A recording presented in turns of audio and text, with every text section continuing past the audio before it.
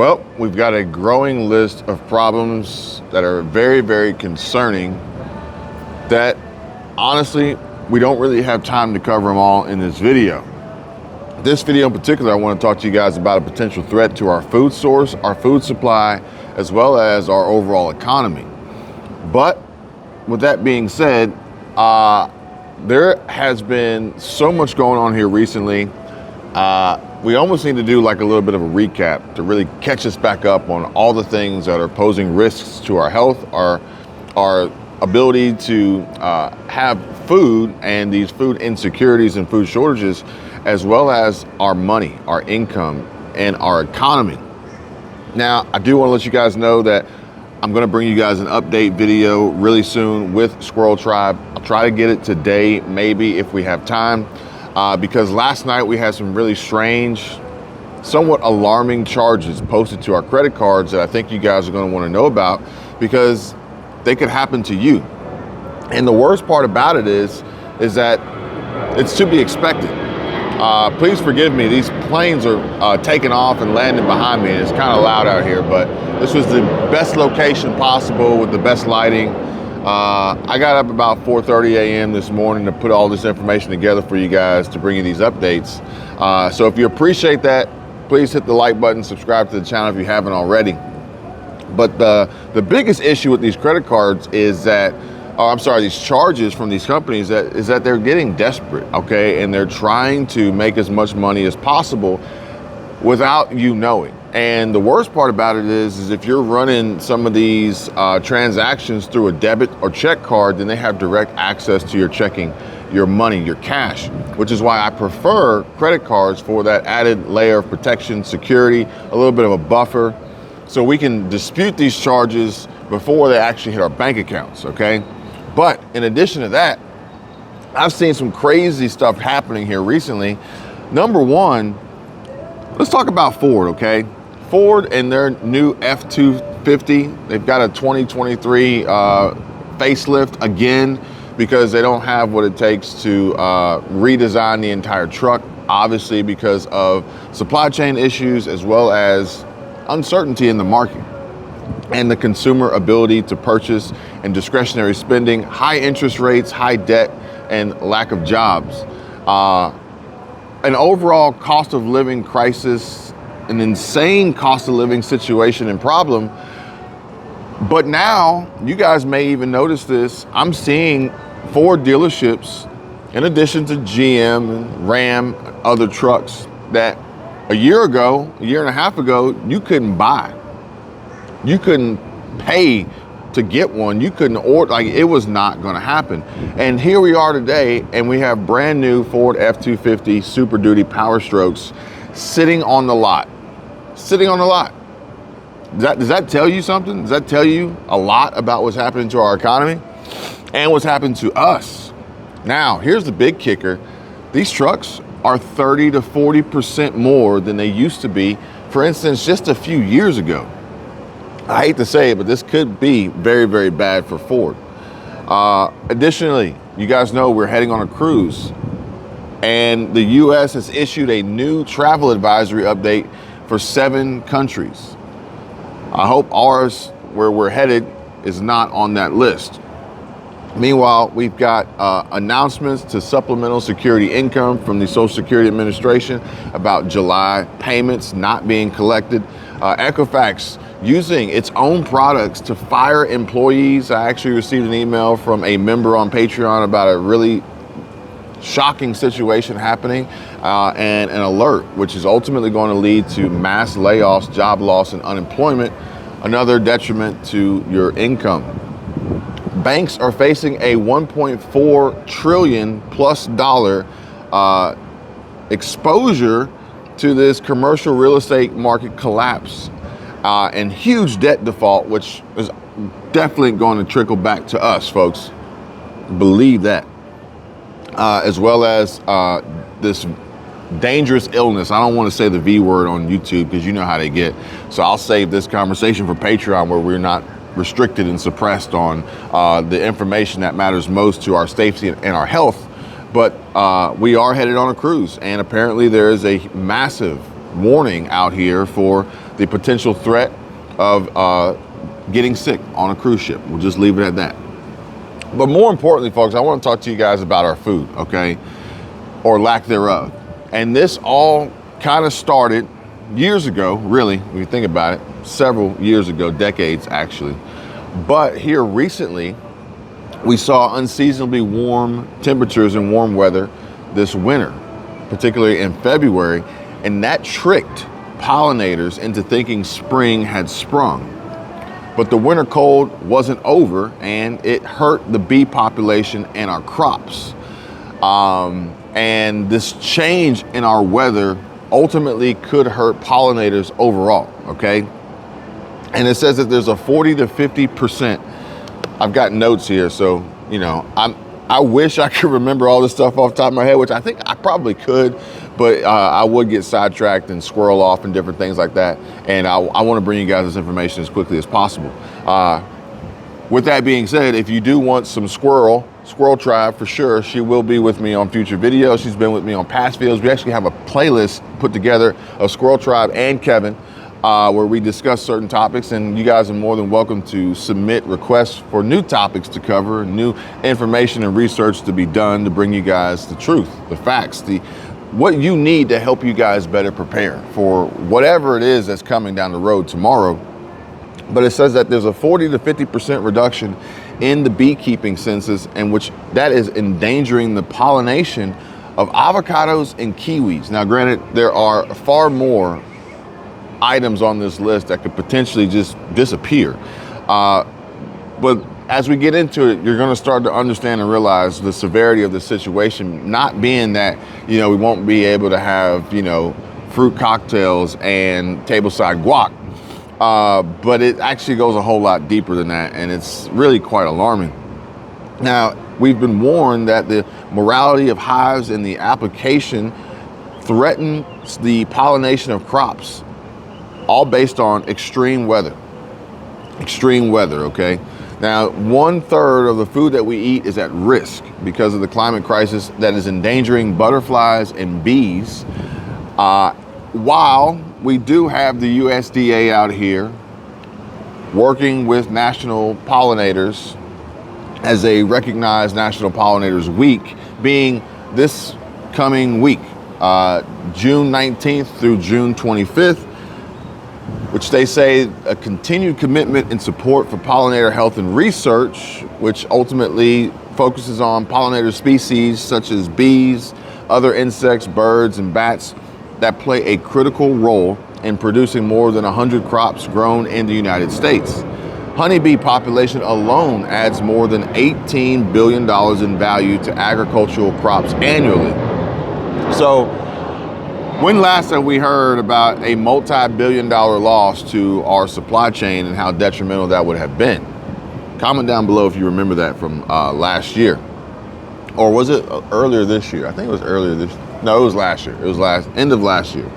But simply put, and I'll give you a little hint, Biden stepped in and he made a new law preventing any possible threats to our supply chain, ultimately restricting and removing the rights of those who were ultimately being treated unfairly for the job that they were doing. The job that was probably ultimately going to take their lives one way or another, figuratively or literally. But simply put, folks, our world's ecosystem and food supply greatly rely on pollinators. Without them, many of our nation's crops wouldn't be available to produce as many fruits, nuts, or vegetables, resulting in lower supplies and, yes, you guessed it, higher prices. Higher prices. So if you don't think that the USDA is helping these folks rip our eyeballs out when we go shopping for fresh produce, think again. Fewer pollinators harm both farm income and nutrition security for Americans, which means obviously implications and impacts to our health and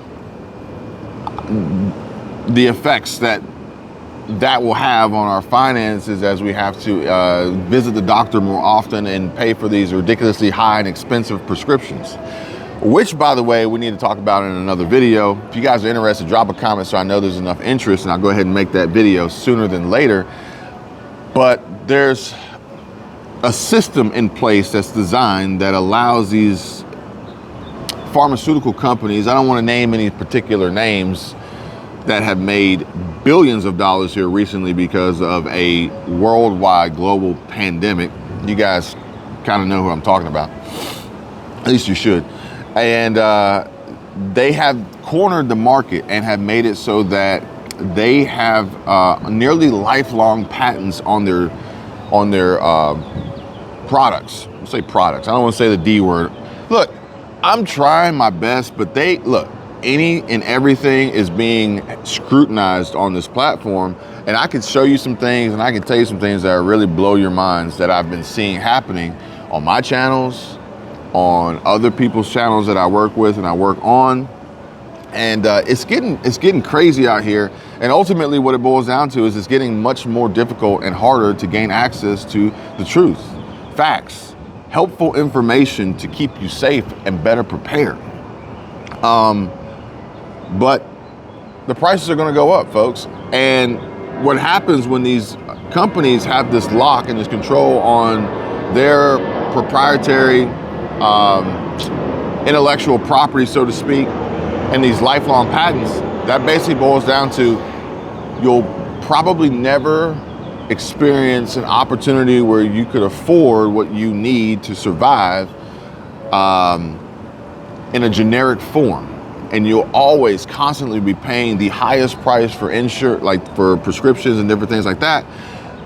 But don't get me started on that, because I'm not one to run to the doctor for any cough or sneeze or anything like that, because I know the first thing they want to do is get me started on this regimen that's ultimately going to drain my bank account, but also keep me dependent on them and need them in the future to, take this for that and then take this to counteract the side effects of that and this, that, and the other. And it gets all crazy. And again, I can't go into too great a detail on here for obvious reasons, because this would probably be the last video you saw me on this channel. With that being said, make sure you check out my other channels below so you can track me in case I just happen to disappear on this one or off of this one. So, meanwhile, healthy pollinator populations are essential to the continued success and well-being of agriculture producers, rural America, and the entire U.S. economy, and ultimately the global economy. And last month, the USDA released a 3-year science and research strategy which established a framework to transform the U.S. food system and support our nation's farmers, ranchers, producers, and foresters. But you let me know if you really think the USDA is really trying to help and support, or if anyone's really trying to help and support our farmers, ranchers, producers, and foresters. Maybe, I guess if you take it into consideration, their support versus maybe like the Amish community and the way that they go about producing their foods and not necessarily engaging with the USDA, maybe there's an argument there. But from the farmers I talked to, things ain't looking so hot, okay? And it almost seems like we're getting to the point now where we're rapidly, gradually getting towards a realistic possibility of a future where what would be the future of farmers in America, because I remember in school we actually had that. I think it was FFA, Future Farmers of America, and that, along with many other industries and career choice and paths, are not quite as desirable now as they once were, for the simple fact that you don't get support, you don't make any money, life becomes a burden and a struggle, buried in debt to the U.S. government, and there's no guarantee that you'll actually make it, let alone be able to support and provide for your own family by having the ability to produce your own food, which is unbelievable when you think about it. I remember last year when we started our full-time summer van life trip, almost 3 months in a Class B van, the three of us. I'm glad we didn't take the dog, because that would have been epic. For the first time spending 3 months traveling the country, that would have been brutal. But I remember our first stop was actually in, I think it was in Mississippi. It was Shaw, Mississippi. And we stayed on a farm. We used Harvest Host, and we stayed on Moosey Farm. And, we were able to see what they do and what they go through and, the struggles and challenges that they have. I was even, they let me go and climb up in that giant combine. They have all this equipment. It's crazy. But even then they said, with the situation that we were having with fertilizer and different input costs and diesel fuel and everything, let alone, farmers trying to repair their own equipment, that's a whole nother struggle, because these manufacturers are not allowing, or at least the government's not allowing people to maintain and manage their own equipment, which is the era in which we are headed towards. This era, it's this age where cars will drive themselves, not necessarily for our convenience, but maybe for control. If you ever seen iRobot, then you know exactly what I'm talking about.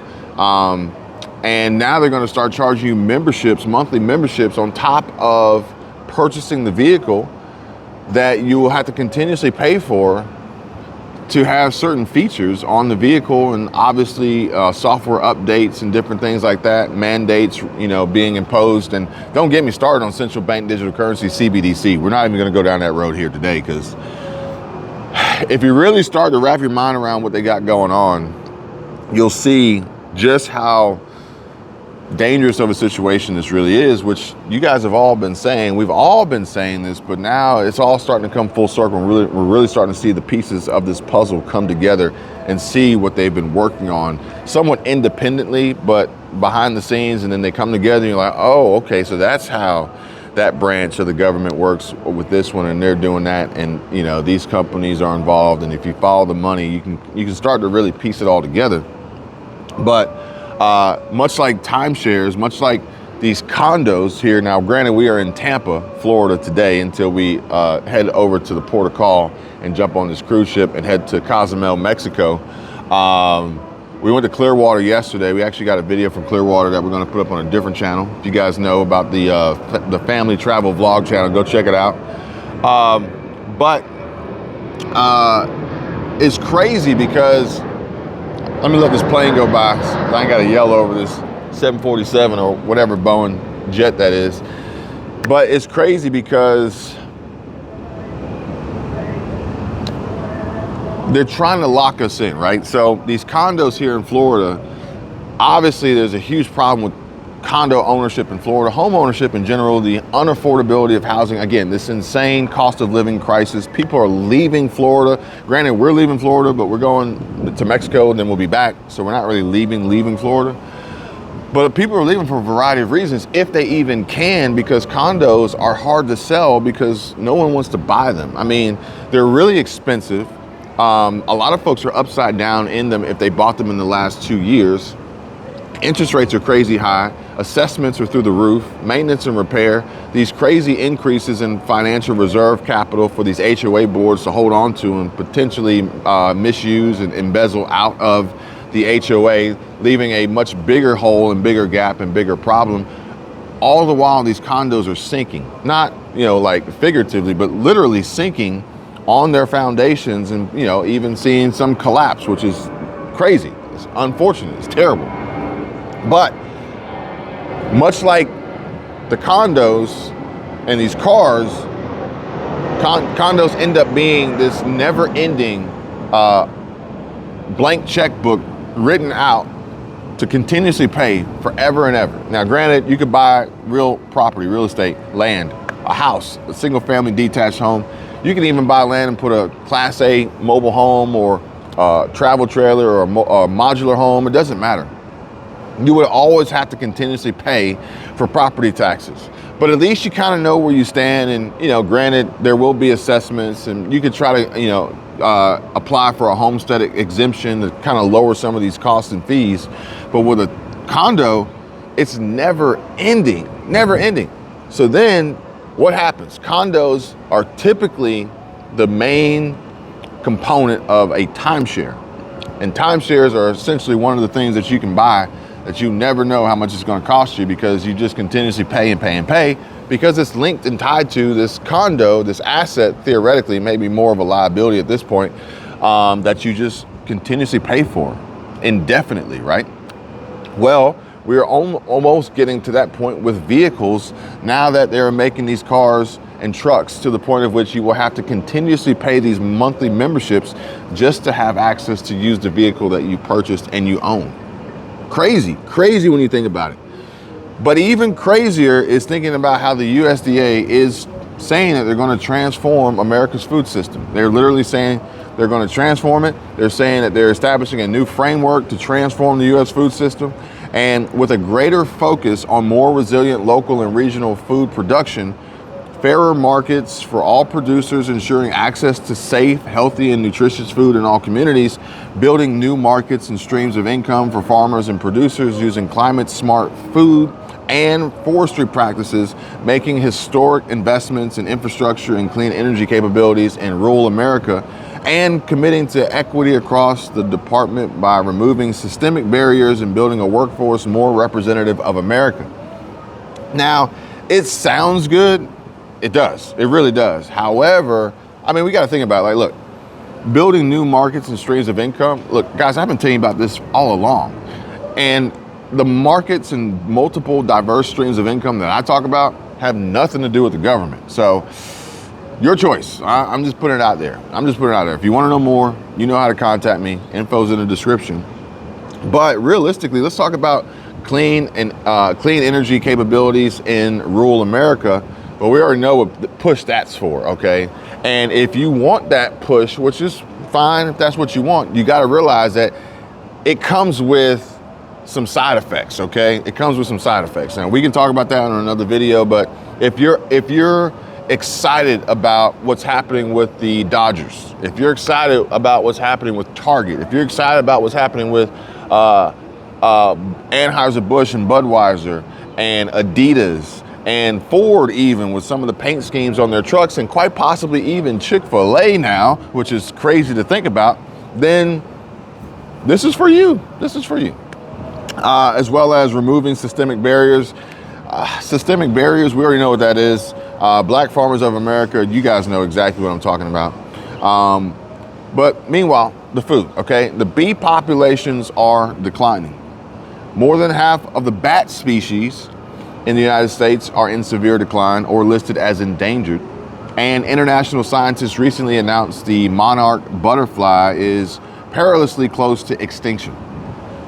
And what these three creatures have in common is that they are pollinators. Without them, fruits, vegetables, and other plants wouldn't be pollinated, and that's a major problem for our food supply. And around 30% of the food that ends up on our tables gets there because of things like butterflies, bats, and bees. Now, losing those critical populations could also mean losing some of our favorite foods. Many of our favorite foods, almost all of our favorite foods for the most part, really, unless it's purely created in a factory, in a lab with, chemicals, of which they are kind of doing now. They're making synthetic food. Honestly, I can't even eat chicken anymore because it's not really chicken. I'm not gonna say it's not, but I don't think it is. Okay, but what they're pumping into what we eat, and then what they're telling us or not telling us and putting on these labels, a little shocking, a little concerning. But more importantly, apples, melons, cranberries, pumpkins, squash, broccoli, and almonds, we got 7 just right there, are among the foods most susceptible to the pollinator decline. And this is according to the Food and Drug Administration, the FDA. Bees in particular are responsible for pollinating around 90 commercially produced crops. And even, I know, I hope you're sitting down for this one, even tequila is at risk. And it's also so intricately connected, whether you're eating the food that is directly pollinated or you're eating something that depends on the pollinator. In other words, if you're eating fried chicken or pork chops, those chickens and pigs eat fruit, vegetables, and other plants that depend on pollinators. So this is why it's literally almost any and everything that we eat, unless it's 100% synthetic food created in a lab. And this even goes for some of the foods that are going to have crickets and other insects involved, because they rely on these plants and fruits and vegetables as well.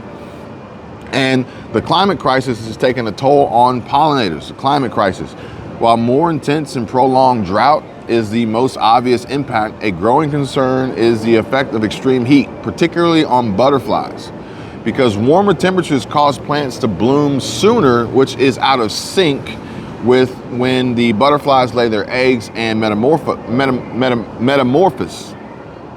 So this will mean that the flowers that they depend on for food will have already bloomed out, leaving little for the butterflies to feed on, which will in turn greatly impact their ability to reproduce and survive. It's the domino effect. Like, it's literally, it's you push the first one over and then the rest of them fall and you really can't stop it. A snowball into a cyclical problem where the butterflies can't get the food that they need to reproduce, nor can the plants get pollinated, causing both to suffer greatly. And when they both suffer, we suffer as well, okay? Which then you got to think, if that's the case, what's going to happen? My opinion, more synthetic, lab-created food. We have to use that term loosely, food. We'll spell it with a PH, to be PHOOD, food. But also, butterflies like monarchs that are known for long migrations from the northern US to Mexico, which is where we're headed, food along their route may no longer be available at the time that the natural migration takes place.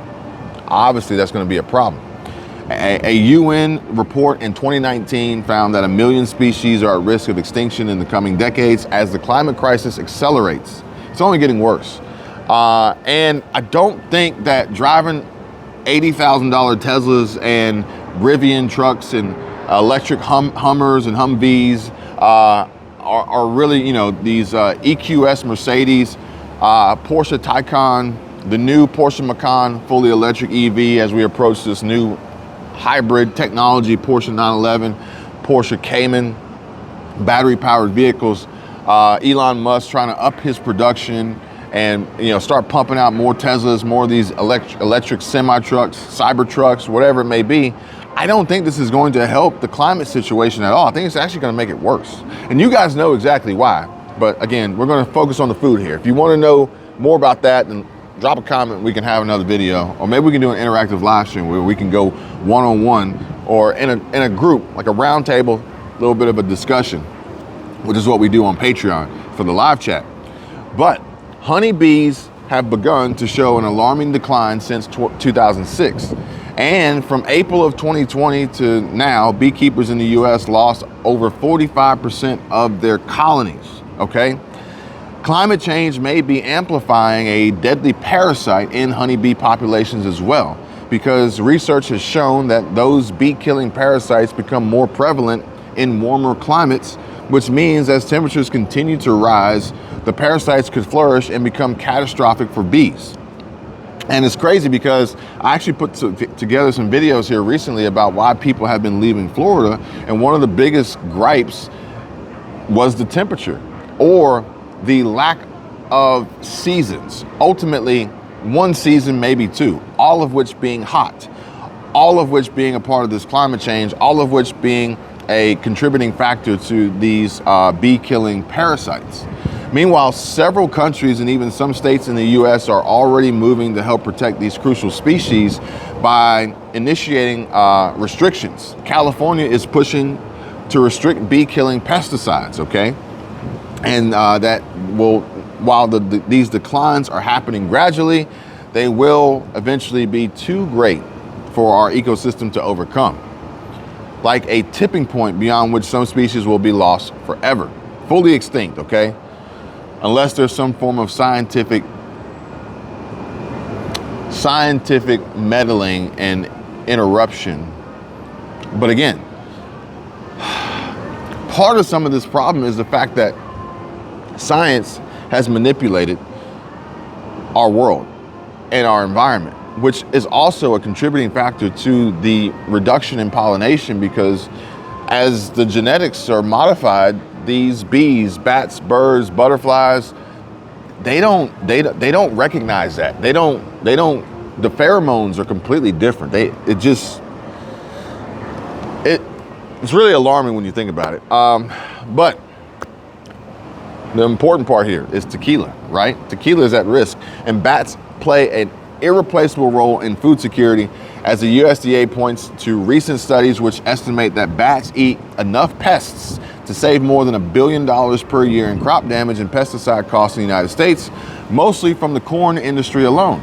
So if we have a problem with our bat population, and obviously tequila, but really the big problem here is that if there's a $1 billion add to pesticide costs that bats handle naturally, and we lose that, that's going to make prices go up. It's going to be higher prices and greater inflation, although that will not hit the CPI report, so the Fed will sit there and pat themselves on the back like they did a good thing, and we will just continue to pay that at the checkout at the grocery stores. And it says that mostly this is going to impact the corn industry. And I don't know what other industry could really impact us more than corn when it comes to our food. Now, granted, oil and petroleum, it's a completely different story, but corn, I love corn. But either way, across all agriculture production, consumption of insect pests by bats results in a savings of more than $3 billion per year. So again, if that were to be an added cost for the suppliers, and that would be trickled down and passed on to you and I on the price on the shelves and at checkout. Bats are also vital pollinators as well, and you wouldn't have tequila if you had no bats, because that's the only thing that pollinates the agave plant that makes tequila, which obviously could damage local economies if they were to see a reduction of agave. So I know a lot of you may be like, well, who cares, so what? But at the end of the day, we're all interconnected. We are linked together. Bats are affected by the climate crisis in the same way butterflies and bees are. Bats are also more susceptible to heat stress, okay? There have been major die-offs of bats as a result of rising temperatures that led to death from heat stroke, as bats have limited cooling mechanisms. And unlike butterflies and bees, though, bats aren't just a vital pollinator, they are considered a major seed disperser and critical to our ecosystem, much like birds. And these seeds from the fruits that they eat germinate after going through their digestive system and then are deposited through their range to plant future trees. And if you are unaware, we need trees. We need these trees, these green leaves around us. They provide us with oxygen. Now, what do we do? Plant more, okay? Plant in our native areas. I mean, this could be potentially a step towards the right direction. As I told you, these modified, scientifically, genetically modified plant life, the insects, the birds, the bats, the bees, the butterflies, they don't recognize it, okay? And it doesn't work. They don't connect, you know? And if we could focus more on doing that, we collectively as a group, then we could start rebuilding what was naturally here that we've ultimately kind of destroyed. Now we can start bringing back those natural rhythms slowly. I mean, you got to think how long this has been going on and how long it's deteriorating, and then how long it would take us to get back on track. So theoretically, the sooner we start, the better, because we got a long road ahead of us, especially for future generations. I mean, maybe we could even work to reduce our pesticide use and chemical use even at home, okay? Now, me personally, you guys know, I live in an apartment, so that doesn't really apply to me. But, you know, maybe every little bit helps. Good alternatives include using organic products such as compost for soil health and added beneficial insects like ladybugs, praying mantises, or even nematodes to keep pests away. But remember, organic equates to expensive, okay? So again, there's going to be a financial impact. Whether it's going to be now or it's going to be later, it's going to cost, okay? And then when you get the USDA, when you get the government involved, you know they're going to add their tax onto it too. So it just keeps driving that price up. But I've even seen stories of situations that are, you know, occurring in places like Chicago, where Southside Chicago is bringing flowers and opportunity to vacant lots, where, you know, have pretty much like left these barren wastelands and these deserts and these communities But it says that across Chicago's South Side neighborhood, 10 acres of previously vacant lots are now packed to the brim with flowers, and they kept blossoming through fully sustainable farms in Chicago, like in the city. And even, so the program is innovating gardening while giving back to the community, which is cool. Now, granted, they could probably stand to use some upgrades and improvements, as well as some replacement of these vacant lost buildings and structures to offer some form of affordable housing opportunities during this crazy, insane cost of living crisis. But, at least they're doing a good thing, right? Or trying to, because the simple fact of the matter is that in Chicago, you got too many folks out there working 2 or more jobs just to try to get by and live paycheck to paycheck, keep their head above water, barely make enough to be broke, while also trying to fight off all the crime and, hardship within the city, around the city. You guys have seen what's happened, okay? Specifically Chicago, making companies like Walmart, just leave. Walmart's left a lot of these cities because of how bad it's gotten. And besides that, the people just don't have the time. They don't have the time because they're working so much. They don't have the money because they don't make a lot of money. And everything costs so much. Cost of living is so high. They don't have the energy because they're expelling so much energy working multiple jobs. They don't have the land, the ownership, the property, the resources to even donate to better aid and help our health and our future. So, yeah, you guys are right. You guys are right. This is not good. This is not good.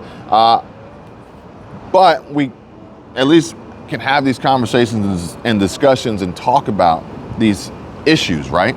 So that we know what we're up against and we have a better ability, strategy, planning, and preparation so that we are prepared for what's happening. What's happening is an expectation of higher prices, an expectation of a reduction in supply, an expectation of the announcement of shortages, an expectation of challenges, okay? An expectation of ourselves to figure out ways to mitigate and manage these crises and damage or potential damage that could be coming down the pipe. Again, if you guys want to have further discussions, you want to go one-on-one, you want to go live, then by all means, come hit me up, hit us up, my wife included, Michelle Squirrel Tribe. We're on Patreon where we offer this roundtable discussion. No question is off limits. And as well as just drop a comment down below if you want to see me cover any specific topic sooner rather than later, because I got a lot here, but then it kind of comes down to, it's like, well, I've only got so much time. I've only got so many hours in a day. I've only got, so much that I can do as one person to bring you guys what I think is most valuable and important in helping the situation. Although, granted, this is merely just talking about it, but I do think that talking about it kind of is the first step towards helping so that we know what the problem is.